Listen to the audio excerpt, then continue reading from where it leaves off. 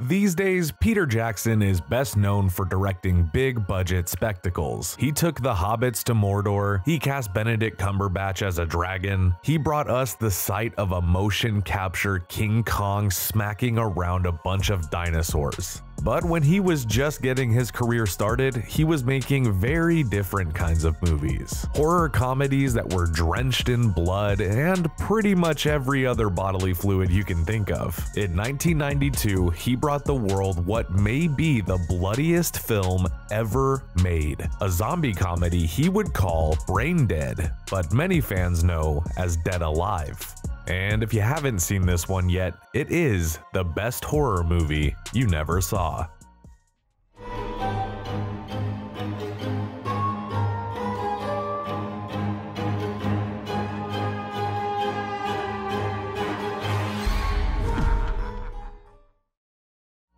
Peter Jackson never had any formal film school training, and not just because they didn't have such courses in his home country of New Zealand. Even if they had been available, he wouldn't have enrolled. He didn't want to be told or shown how to make movies. He wanted to learn by doing it himself. His interest in movies started with the desire to be a special effects artist. Since he was making his own effects at home, he needed to film them. That led into making shorts. Then he dedicated 4 years worth of weekends into making his feature debut, the alien invasion gross out Bad Taste, which he considers to be his own version of going through film school. While he was working on that project, he met fellow New Zealand-based writers Stephen Sinclair and Fran Walsh, with the latter soon becoming his wife and starting a family with him. Sinclair had an idea for a zombie movie. Together, the trio fleshed out that idea into a screenplay, drawing inspiration from George A. Romero's Dead trilogy, Sam Raimi's Evil Dead films, and Stuart Gordon's Reanimator, while also mixing in a gleefully maniacal sense of humor that would make the guys in Monty Python's Flying Circus very proud.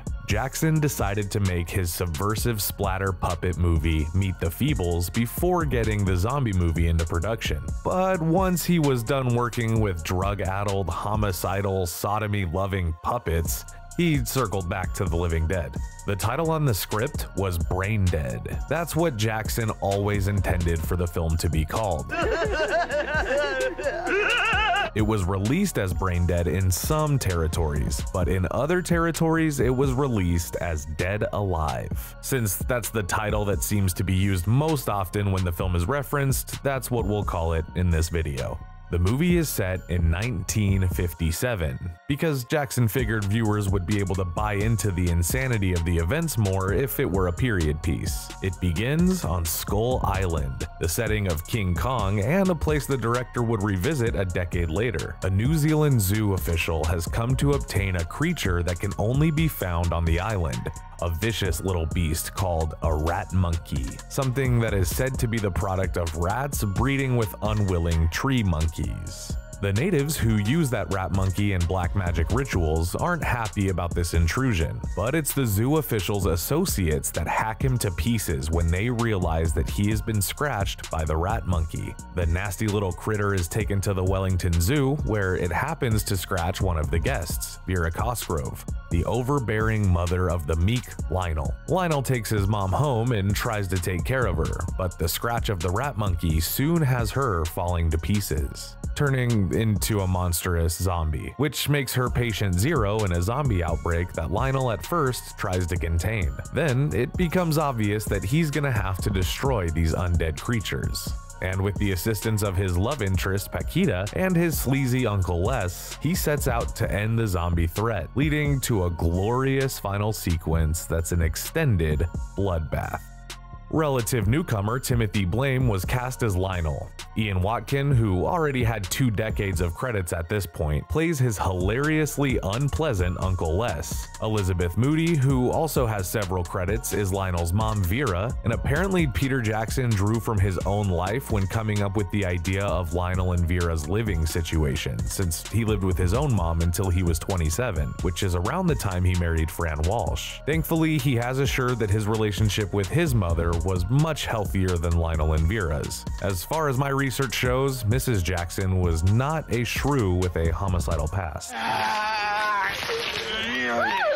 At one point, there was a possibility that Dead Alive might be a New Zealand and Spain co-production, so Jackson decided to cast a Spanish actress as store cashier Paquita, whose tarot card reading grandmother says she's destined to be romantically entangled with Lionel. The role went to telenovela star Diana Peñalver, who had never seen a horror movie before, as she wanted to avoid having nightmares about them. But while the potential Spanish investors ended up backing out, Peñalver stayed with the production. She gave a charming performance and even delivers one of the film's most memorable lines. Your mother ate my dog! Mama has seen it. Not all of it. Jackson was able to secure the $3 million budget through the New Zealand Film Commission, which had also funded Bad Taste and Meet the Feebles. Then filming began with an 11-week shooting schedule, most of which the cast had to endure while coated with gore, that was provided by Richard Taylor and his special effects team, soon to be known as Weta Workshop.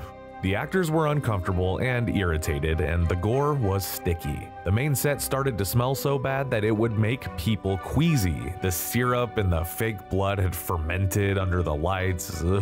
Christ, what a stink! Yeah, dog must have crawled under the house and died. Yet everyone carried on without complaining. Making a film with so many special effects would have been a challenge for a lot of filmmakers, but Jackson has said that he actually found the production to be an easy experience. He loved being surrounded by effects, having an excuse to blow things up and make monsters, and he definitely got to do that in this movie. His approach to Dead Alive was to push the splatter beyond the saturation point, to make it so ridiculous there would be no way that viewers could be shocked or offended by it. They would just have to laugh at it with the filmmaker. Jackson didn't have any interest in making serious, hardcore horror films. As he told Film Threat, "I like comedy too much. I could never make a film that took itself too seriously. Fundamentally, I just want to entertain people, so I usually trade in cheap laughs for true horror. The more over the top the gag is, the funnier it'll be. I don't see a problem with that so long as it's properly executed." Rather than the effects, the challenge for him on this one was working with the cast. As he said, Dead Alive was his first opportunity to work with real actors, and working with them made him more interested in the dramatic scenes than he had been previously, opening a new door for him as he moved forward in his career. He wouldn't be sticking to only making over-the-top horror comedies from this point on. As Dead Alive started to make its way into the world in 1992, Jackson learned that not everyone found it palatable. Some did still manage to get shocked and offended by the bloodshed. Some countries were just fine with it. New Zealand and Australia had no problem putting it in their theaters under the title Braindead. The British Board of Film Classification was won over by its light-hearted, comical nature. They considered giving the film a 15 certificate, allowing younger moviegoers to go check it out. But in the end, they figured it had to have an 18 certificate simply due to the amount of gore. Basically, that's like an R rating. And meanwhile, the movie was outright banned in South Korea, Singapore, and Finland, although Finland later reversed the ban. And there are versions available in Germany where much of the gore and violence has been removed. The uncut version is banned there, and it's even illegal to show it. American distributor Trimark is the one that changed the title, since there had just been another horror movie called Braindead starring Bill Pullman and Bill Paxton released in 1990. Hey, my turn. Jackson wasn't very enthusiastic that they decided to call it Dead Alive, but he has let it be known that the 97-minute version was released in the US is his preferred cut of the film. That's 7 minutes shorter than the unrated Braindead available in other countries. But those lost minutes aren't the result of censorship. Jackson made the cuts himself and feels the film plays better without those minutes. There is an R-rated cut available in the US that is only 85 minutes long. The minutes in that one were lost due to the censors, and it's not recommended that you seek it out. I mean, if you're gonna watch Dead Alive, you have to see it with the unrated gore. This film is a fun, quirky comedy even between the gross out moments. but you need the experience of seeing all that blood and pus spew across the screen.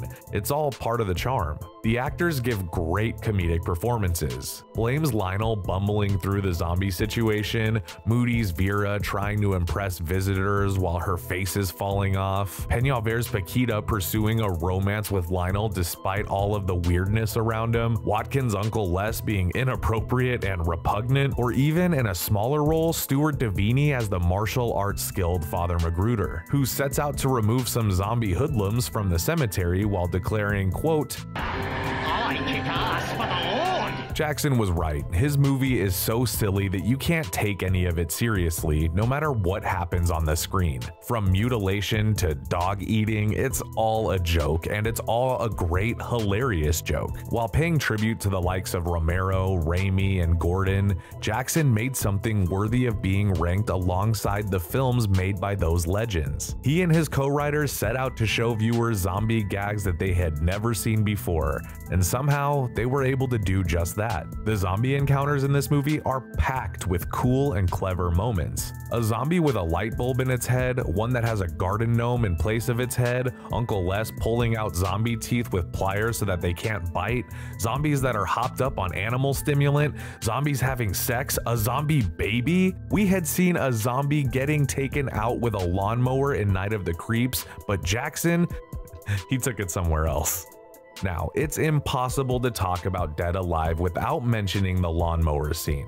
It definitely makes an impression. Online trivia claims that 300 liters or 79 gallons of fake blood were used in the filming of this one scene. Although an interview with Jackson in Fangoria magazine indicates that it was a whole lot more than that. Jackson said the lawnmower was rigged to shoot out 300 liters of blood per minute. So you can see why this would be a favorite scene for a lot of us. But there really are so many great moments in Dead Alive. It can be difficult to choose just one favorite. The martial arts fight in the cemetery is a definite contender, and Jackson had his own pick, a scene that doesn't have any gore in it at all. It's a scene that easily could have been removed without having any impact on the film. For a while, it looked like there might not be enough time or money to film it all, but Jackson managed to fit it in at the very end of the shoot. It's the scene where Lionel takes the zombie baby Selwyn out for a day in the park. Jackson told Fangoria, quote, "It's a very Buster Keaton slapstick kind of sequence. It wasn't very necessary to the plot or anything, but I knew it would be a real fun scene. We went to the park to shoot it on a day which happened to be beautiful and sunny, after a month spent on the gore-drenched house set where everyone had just about started to go crazy, so it was great. It's also become my favorite scene to watch."